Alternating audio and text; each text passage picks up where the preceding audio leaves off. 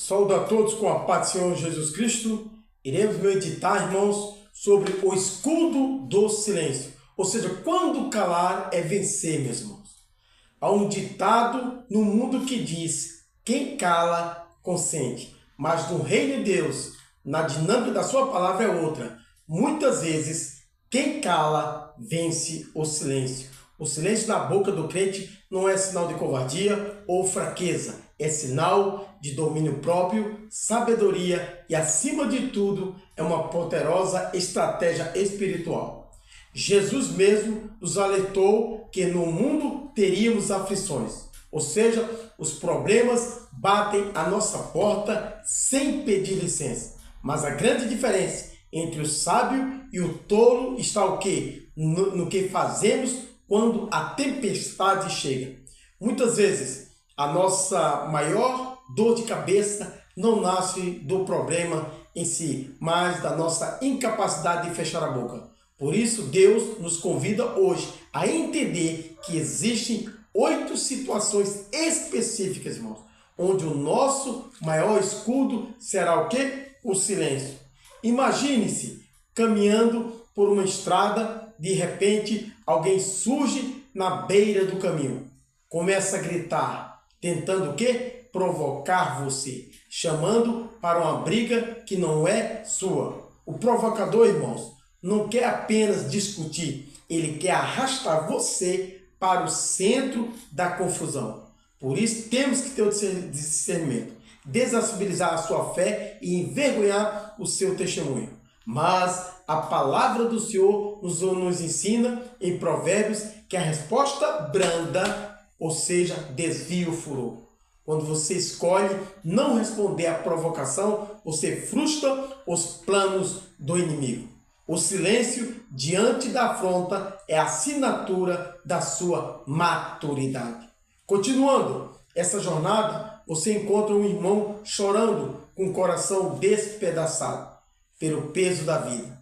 Diante da dor do outro, a nossa tendência humana é o quê? É querer consertar tudo imediatamente, né, irmãos? Apontar erros ou despejar conselhos rápidos. Mas o amor nos chama a um silêncio diferente. O silêncio da empatia. O que diz em Romanos? Nos lembra de chorar com os que choram, né? Às vezes, a maior ajuda que você pode dar a alguém ferido é apenas oferecer o seu ouvido e a sua presença sem julgamentos e sem interrupções. Nem toda dor precisa de o quê? De um sermão, muitas vezes somente o silêncio. Ela só precisa de colo, mas adiante você se depara com o quê? Com decisões importantes, negócios a serem fechados e decisões a tomar. O mundo corre, tem pressa e nos pressiona a falar, mas quem fala demais, a Bíblia diz, em momentos decisivos, o que? Acaba revelando suas fraquezas. E agindo pela força do quê? Da emoção. A Bíblia diz que responder antes de ouvir é tolice. Nas grandes negociações da vida, silencie. Espere a poeira baixar. Recolha as informações, ore e não permita que a ansiedade sabote o seu futuro. E se no meio do caminho o sussurro da fofoca tentar ecoar nos seus ouvidos, a maledicência é uma armadilha sutil que destrói casamentos, famílias e ministérios. O fofoqueiro sempre procura uma cúmplice, alguém que abra os lábios para concordar, mas o homem e a mulher de caráter se posicionam através do silêncio. Quando a fofoca chegar até você, que ele encontre um túmulo, não participe, não compartilhe e afaste-se urgentemente de quem vive para expor a vida alheia. Pois a nossa boca foi feita para edificar e liberar graça. Para avançar nessa caminhada, precisamos reconhecer que não sabemos tudo. Há momentos, irmãos, em que Deus nos coloca diante de mestres, de pessoas mais experientes, ou de situações de profundo aprendizado. Nesses momentos, o silêncio é a chave que abre as portas do conhecimento. Irmãos, veja só, eu estudando isso aqui, quem quer aprender precisa ter a humildade de sentar e escutar. O sábio ouve e cresce quando calamos nossa arrogância de querer parecer inteligente. Abrimos o espaço para que a verdadeira sabedoria entre. Quando a vitória finalmente chegar, quando você conquistar a casa nova, ou o emprego novo dos seus sonhos, ou a restauração da sua família, ou o romper financeiro de uma alavancada na sua vida, o impulso humano é gritar para todo mundo ouvir. Mas cuidado, preste muita atenção, nem todo mundo quer sorrir para você, celebrar as suas vitórias. Algumas conquistas devem ser guardadas no secreto, com quê? Com maturidade, longe de holofotes e da validação de homens, seja lá quem for.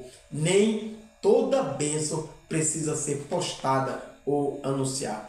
Celebre com Deus e com aqueles que choraram com você no dia a dia da escassez. Aprenda isso, mas sabemos que a jornada também tem dias fortes de calor, dias em que a ira e a raiva tentam tomar o controle. Então, sobre o sangue ferve e a vontade é dizer tudo que vem à cabeça. O mundo aplaude quem diz que não leva desaforo para casa. Não entra nessa seara não. Mas a Bíblia chama isso de tolice. Palavras ditas com raiva são como flechas lançadas. A Bíblia diz, destrói em segundos o que levou anos para ser conquistado. O silêncio no momento da ira não é engolir sapo, é dar tempo para o coração esfriar e permitir que o Espírito Santo, ou seja, assuma a direção da sua boca. Por fim, meus irmãos, depois de passar por todas essas batalhas, o caminho nos leva ao lugar mais sagrado, o secreto com o Pai. É impossível ouvir a voz de Deus se a nossa mente e a nossa boca não pararem de barulhar. O salmista nos entrega o segredo mais profundo. Aquietai-vos, a Bíblia diz, e saber que eu sou Deus. O silêncio diante do Senhor é um ato de adoração e total dependência.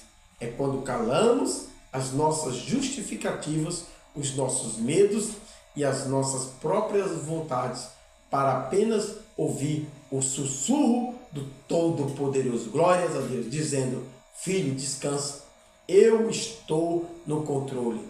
Que a partir de hoje, a nossa vida, a igreja, seja conhecida não pelo barulho das nossas contendas. A Bíblia diz, mas pela força e pelo poder do nosso silêncio estratégico. Que o Senhor nos dê a sabedoria para saber a hora certa de falar. Mas, acima de tudo, irmãos, a unção e o domínio próprio para sabermos a hora exata de fechar a boca. Então, guarde essa reflexão, irmão. Coloque isso em prática. Tardio para falar, pronto para ouvir. Não entre na seara das brigas, não entre na seara das ignorâncias, não entre na seara dos açoites. Que seja busca a vigilância. Nós vamos aprendendo, nós vamos sendo lapidados pela palavra de Deus. A palavra de Deus vai nos orientando.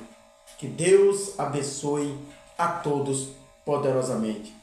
Presbítero Eudes Shalom.